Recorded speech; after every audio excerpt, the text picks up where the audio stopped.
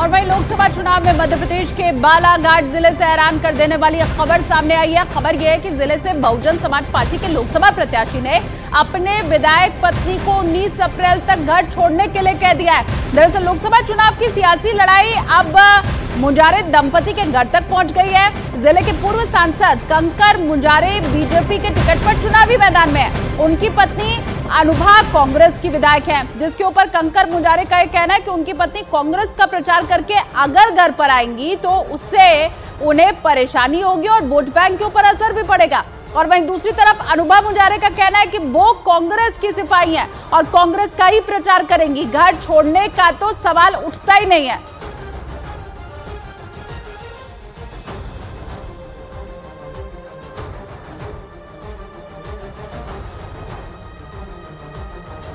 मैंने अनुभा मुंजारे को बोला हुआ है कि आप जो है कांग्रेस का प्रचार करना है बुक करो, लेकिन यहाँ से मत करो। मैं यहाँ से मैं कैंडिडेट हूँ, मेरा घर है और यहाँ पे आप भी रहोगी और जाके हमारे खिलाफ बोलोगी।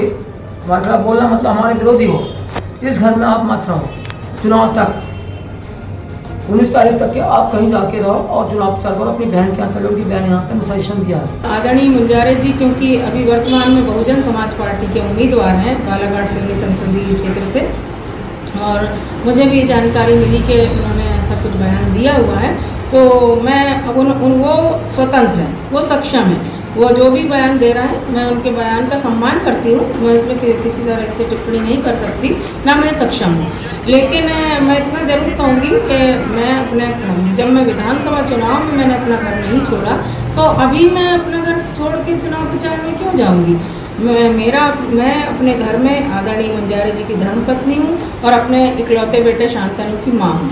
लेकिन जब मैं चुनाव की रणभूमि में उतरती हूँ तो मैं अपनी कांग्रेस पार्टी की सिपाही हूँ। महाकोश, कच्ची घानी सरसों तेल और रिफाइंड सोयाबीन ऑयल, चुनो सही। आबकारी घोटाला केस में 15 अप्रैल तक न्यायिक हिरासत में दिल्ली के मुख्यमंत्री अरविंद केजरीवाल। तिहाड़ की जेल नंबर 2 में कटी केजरीवाल की रात। ईडी ने कोर्ट में कहा जरूरत पड़ने पर फिर रिमांड मांगेंगे। दिल्ली की मंत्री आतिशी ने शराब घोटाले पर बड़ा पर्दाफाश करने का दावा किया। सीएम केजरीवाल के कोर्ट में आतिशी और सौरभ भारद्वाज का नाम लेने के बाद सवालों के घेरे में आई आतिशी। मैम आपका नाम आया है, आप कुछ कहना चाहेंगे? मैम पहली बार आप कोर्ट में थी, उन्होंने कहा कि सीएम साहब ने कहा है कि विजय नायर आपको रिपोर्ट करते थे।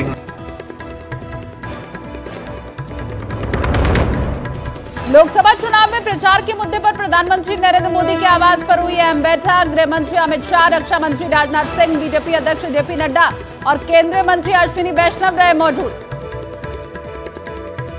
महाकोश, कच्ची घानी सरसों तेल और रिफाइंड सोयाबीन ऑयल, चुनो सही।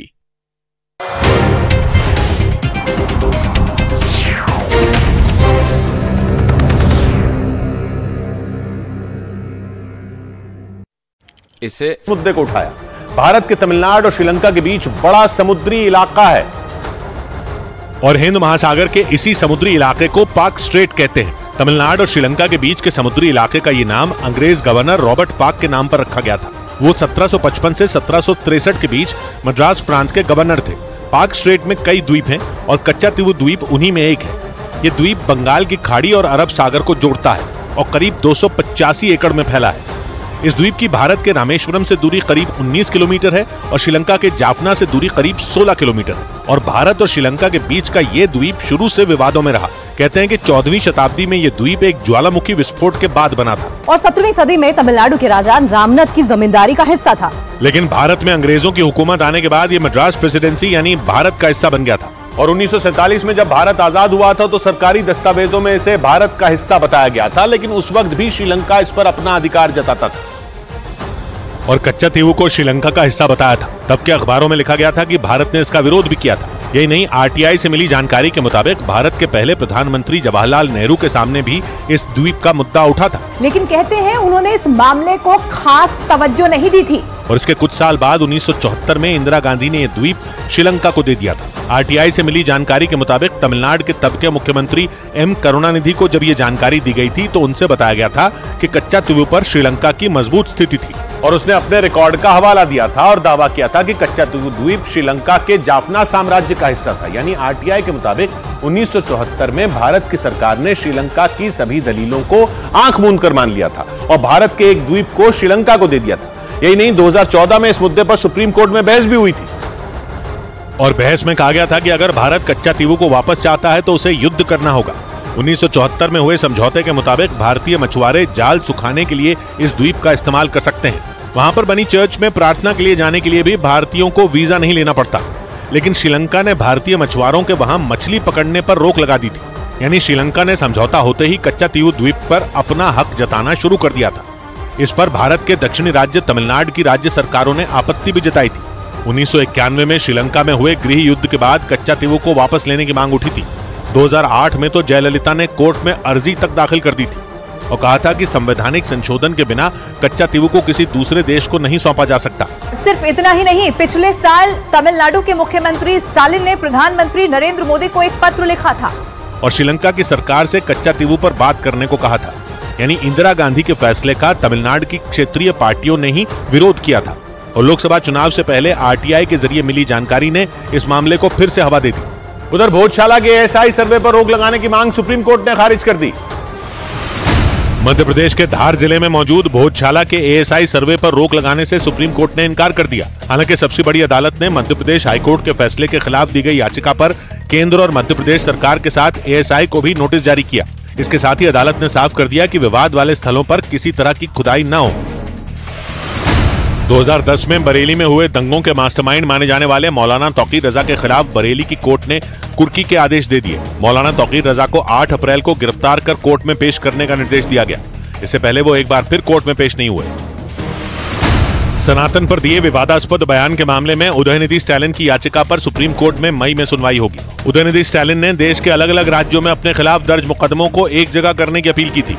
शराब घोटाला मामले में दिल्ली की राउज एवेन्यू कोर्ट ने मुख्यमंत्री अरविंद केजरीवाल को 15 दिन के लिए तिहाड़ जेल भेज दिया।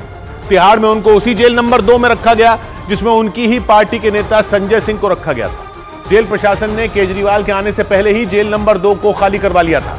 केजरीवाल को गिरफ्तार करने वाली ईडी ने कोर्ट में रिमांड की मांग नहीं की, जिसके बाद उन्हें 15 अप्रैल तक न्यायिक हिरासत में भेजने का फैसला लिया गया। और कोर्ट के फैसला सुनाने के बाद कड़ी सुरक्षा के बीच दिल्ली पुलिस सीएम अरविंद केजरीवाल को लेकर तिहाड़ जेल पहुंच गई। मुख्यमंत्री अरविंद केजरीवाल को तिहाड़ की जेल नंबर 2 में रखा गया। तिहाड़ पहुंचने से पहले पुलिस ने उनकी मेडिकल जांच करवाई। तिहाड़ जेल के बाहर सुरक्षा व्यवस्था भी सख्त कर दी गई।